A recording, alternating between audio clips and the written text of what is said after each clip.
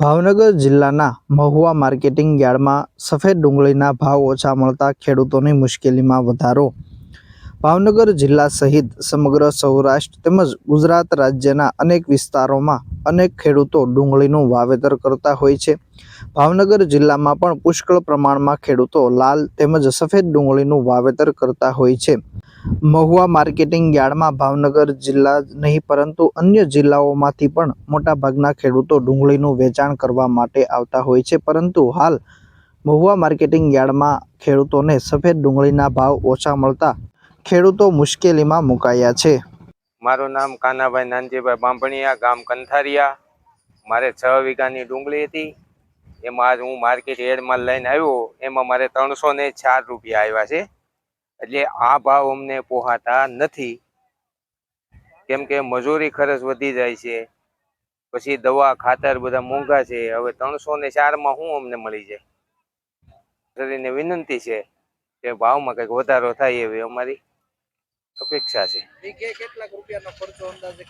વીઘે 40 થી 50 હજારનો વીઘે ખર્ચો થાય છે। બિયારણ આવી જાય, દવા આવી જાય, મજૂરી આવી જાય, ટોટલ ખર્ચ આવી જાય છે। કેટલો ભાવ મળે તો ફાયદો થાય? ભાવ તો 500 ઉપર તો હોવો જ જોઈએ, તો જ ભાવ વધે।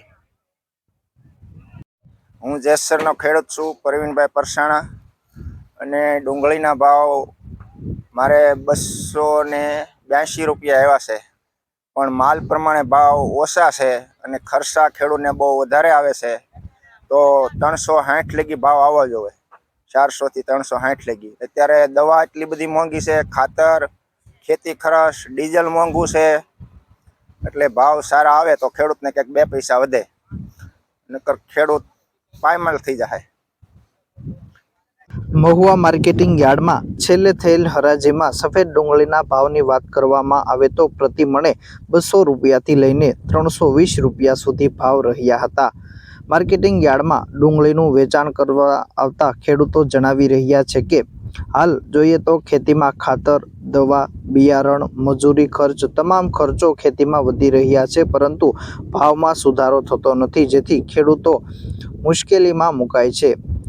આ વર્ષે પણ અનેક ખેડૂતોએ સફેદ ડુંગળી તેમજ લાલ ડુંગળીનું વાવેતર કર્યું હોય। હાલ મહુવા માર્કેટિંગ યાર્ડમાં ખેડૂતો ડુંગળીનું વેચાણ કરવા માટે આવી રહ્યા છે, ત્યારે તેઓને એવરેજ 300 રૂપિયાની આસપાસ ભાવ મળી રહ્યા છે, જે ભાવ ખરેખર ઓછા હોવાનું ખેડૂતો જણાવી રહ્યા છે।